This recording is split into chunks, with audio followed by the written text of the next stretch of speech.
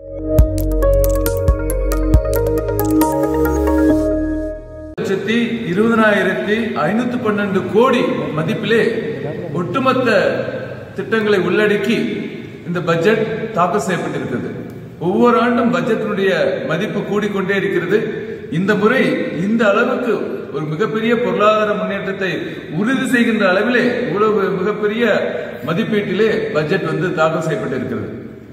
ஆனால் இதை புரிந்து கொள்ளாத நம்முடைய தமிழக முதலமைச்சர் பெருமதிப்புக்குரிய ஸ்டாலின் அவர்கள் தமிழகம் என்ற வார்த்தை இந்த பட்ஜெட்டிலே குறிப்பிடவில்லை, அதனால் நாங்கள் இதை வன்மையாக கண்டிக்கின்றோம், நிதி ஆயோக் கூட்டத்திலே கலந்து கொள்வதிலிருந்து நாங்கள் புறக்கணிக்கின்றோம் என்ற ஒரு குற்றச்சாட்டை சொல்லியிருக்கிறார்.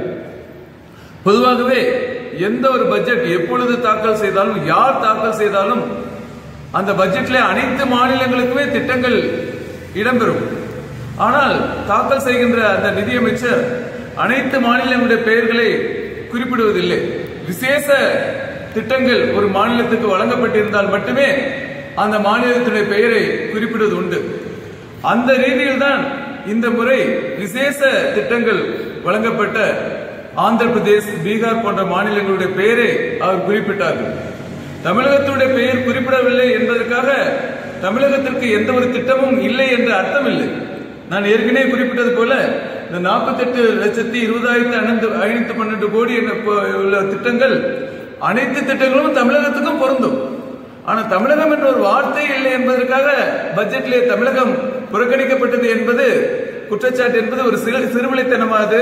அல்லது அவருக்கு விவரம் புரியவில்லையா, இல்ல விவரம் புரிந்து அவர் நடிக்கிறாரா, இல்ல ஒட்டுமொத்தமாக அவர் இந்த மாநிலத்தின் வளர்ச்சிக்கு எதிராக செயல்படுகிறாரா என்ற ஒரு சந்தேகத்தை எழுப்புகின்ற அளவிலே நாங்கள் முதல்வருடைய குற்றச்சாட்டை பார்க்கின்றோம். நிதி ஆயோக் கூட்டம், நிதி கவுன்சிலிங் கூட்டம் என்பது வருடத்துக்கு ஒரு முறை நடைபெறுகின்ற கூட்டம். அதுல நம்முடைய பிரதமர், சேர்மனாக இருக்கின்ற பிரதமர் கலந்து கொள்வார். அந்த கூட்டத்திலே போய் தமிழகத்துடைய நலன் சார்ந்த விஷயங்களை நம்முடைய மாநில முதல்வர்கள் சொல்ல முடியும். எங்களுக்கு புதிய ரயில்வே வழித்தடங்கள் கொண்டு வாருங்கள், கோயம்புத்தூரிலும் மதுரையிலும் மெட்ரோ ரயில் திட்டங்களை கொண்டு வாருங்கள், புதிய அணைக்கட்டுகள் கட்டுவதற்கு உதவி செய்யுங்கள், அண்டை மாநிலங்களோடு நீரை பகிர்ந்து கொள்வதில் பிரச்சனை இருக்கிறது, அதுக்கு தகுந்த உதவி செய்யுங்கள், இப்படி பல்வேறு விஷயங்கள், அதுக்கான நிதி ஒதுக்குங்கள் என்றெல்லாம் பல்வேறு விஷயங்களை அந்த கூட்டத்திலே கலந்து கொண்டு முதல்வர் அவர்கள் தமிழகத்திற்காக குரல் கொடுத்திருக்க வேண்டும். ஒரு அரிய வாய்ப்பு. பாரதிய ஜனதா கட்சியும் முதல்வருக்கு ஆதரவாக குரல் கொடுக்க தயாராக இருக்கின்றோம். ஆனால் தமிழகம் என்ற ஒரு வார்த்தை குறிப்பிடவில்லை என்பதற்காக நாங்கள் இதை புறக்கணிக்கிறோம் என்பது வன்மையாக கண்டிக்கக்கூடியது. அதே பட்ஜெட்ல மகாராஷ்டிராவுடைய பெயர் கிடையாது, குஜராத்துடைய பெயர் கிடையாது, மத்திய பிரதேஷ் 29 ஜெயிச்ச மத்திய பிரதேசனுடைய பெயர் கிடையாது, பல பிஜேபி ஆளுகின்ற மாநிலங்களுடைய பெயர் கிடையாது. அப்படி பெயர் குறிப்பிடவில்லை என்பதற்காக அந்த மாநிலங்கள் புறக்கணிக்கப்பட்டு விட்டன என்று சொல்ல முடியுமா? நிச்சயமாக சொல்ல முடியாது. தமிழகத்தில் கூட தமிழக நிதியமைச்சர் சட்டமன்றத்தில் பட்ஜெட் தாக்கல் பண்றாங்க. தமிழகத்தில் 38 மாவட்டங்கள் இருக்குது. 38 மாவட்டங்களுக்கும் சிறப்பு திட்டங்கள் அறிவிப்பார்களா? அறிவிக்க மாட்டாங்க. 38 மாவட்டங்கள் பெயர்களை குறிப்பிடுவார்களா? குறிப்பிட மாட்டாங்க. ஆனா அந்த பட்ஜெட் 38 மாவட்டங்களுக்குரிய பட்ஜெட் தான், ஒட்டுமொத்த தமிழகத்துக்குரிய பட்ஜெட் தான். அந்த அளவில் தான் முதலமைச்சர்கள் புரிந்து கொள்ள வேண்டும் என்பதுதான் எங்களுடைய பார்வை. கடந்த யூபிஏ கவர்மெண்ட், அவர்கள் கூட்டணியாக இருந்து அவர்கள் ஆட்சியில் இருந்த யூபிஏ கவர்மெண்ட் 2004-2014 அந்த 10 ஆண்டுகள்ல தாக்கல் செய்யப்பட்ட பட்ஜெட்ல 3 முறை தான் தமிழகம் என்ற பெயர் குறிப்பிடப்பட்டிருக்கு. 3 ஆண்டுகள் தான் குறிப்பிடப்பட்டிருக்கு. அதுல அவர்கள் சிறப்பு திட்டங்களை அறிவித்திருக்கிறார்கள். ஒட்டுமொத்தமாக அறிவித்த திட்டம் 8,054 கோடி. 8,054 கோடி அந்த திட்டம் தமிழகத்துக்கு அறிவிச்சிருக்காங்க. கடந்த 10 ஆண்டுகள்ல 2014 2024 வரைக்கும் 2 முறை நரேந்திர மோடி அவர்கள் தலைமையில் ஆட்சியில தாக்கல் செய்யப்பட்ட பட்ஜெட்ல 3 முறை தமிழகத்திற்கு சிறப்பு திட்டங்கள் அறிவிக்கப்பட்டிருக்கின்றன. ஒரு முறை அறிவிக்கப்பட்ட திட்டத்தினுடைய அளவு 1,03,000 கோடி ரூபாய். ஒட்டுமொத்தமாக 3 முறை தமிழகத்துக்கு அறிவிக்கப்பட்ட சிறப்பு திட்டத்தினுடைய அளவு 1,05,160 கோடி ரூபாய் என்ற அளவிற்கு அந்த பட்ஜெட்டிலே திட்டங்கள் தமிழகத்திற்கு அறிவிக்கப்பட்டன. எப்பொழுது அவசியமோ, சிறப்பு திட்டங்கள் அவசியமோ, அப்பொழுது அந்த மாநிலத்தை குறிப்பிட்டு அறிவிப்பதுதான் பட்ஜெட்டில் உள்ள மாண்பு. இதை கூட ஒரு முதலமைச்சர் அவர்கள் புரிந்து கொள்ள முடியவில்லை என்பது மிகவும் வேதனைக்குரியது.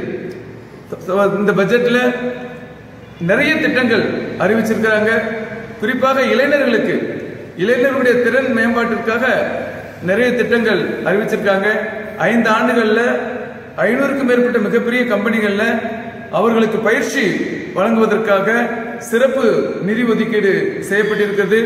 முதல் கட்டமாக அவர்களுக்கு 6000 ரூபாயும், அதன் பின் மாதம் அவர்களுக்கு 5000 ரூபாயும் பயிற்சி தொகையாக நம்முடைய அரசாங்கம் வழங்க இருக்கின்றன.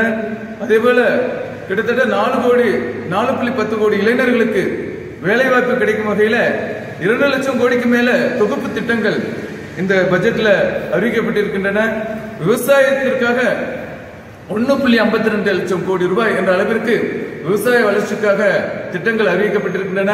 விவசாயத்திலே நவீன தொழில்நுட்பம் கொண்டு வருவதற்கு மிகப்பெரிய அளவிலே பட்ஜெட்ல குறிப்பீடுகள் இருக்கின்றன.